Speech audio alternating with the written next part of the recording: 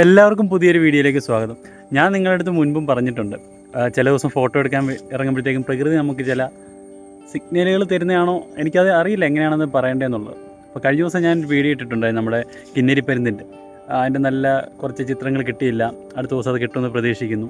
അപ്പോൾ ഇന്നിറങ്ങിയപ്പോഴേ എന്തോ ഒരു പോസിറ്റീവ് വൈബായിരുന്നു മൊത്തത്തിൽ.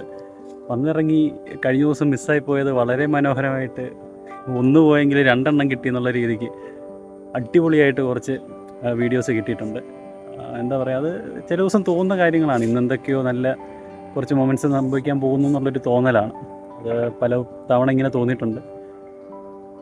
എന്തായാലും കണ്ടു നോക്കാം.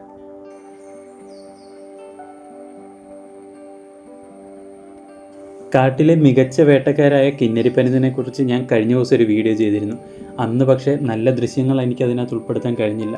കുറേ നേരം വെയിറ്റ് ചെയ്ത് അവസാനം കിട്ടിയ ദൃശ്യങ്ങൾ ഉൾപ്പെടുത്തിയാണ് ഞാൻ കഴിഞ്ഞ ദിവസത്തെ വീഡിയോ അപ്ലോഡ് ചെയ്തത്. എന്നാൽ നിങ്ങൾ ഇന്ന് കാണുന്നത് അത്യപൂർവമായിട്ടുള്ള കാഴ്ചയെന്നൊന്നും ഞാൻ പറയില്ല, പക്ഷേ അപൂർവമായിട്ടുള്ള കാഴ്ചയാണ്. നമ്മളൊരു പ്രാപ്പിടിയൻ പക്ഷിയുടെ ആവാസ വ്യവസ്ഥയിൽ ചെന്ന് അതിൻ്റെ ദൃശ്യങ്ങൾ പകർത്തുമ്പോൾ നമ്മളുടെ ഒരു പ്രസൻസ് മനസ്സിലായാൽ തന്നെ അത് പെട്ടെന്ന് പറന്നു പോവുകയാണ് സാധാരണ ചെയ്യുന്നത്.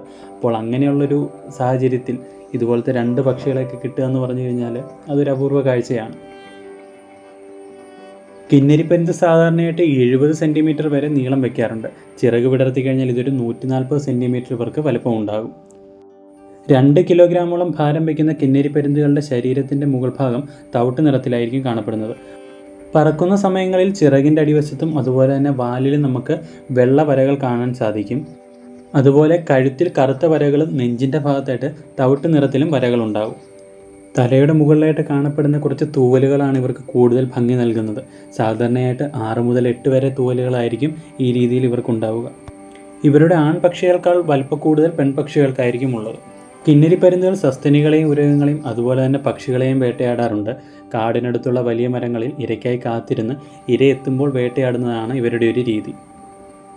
ഡിസംബർ മുതൽ ഏപ്രിൽ വരെയാണ് ഇവരുടെ പ്രജനന കാലം.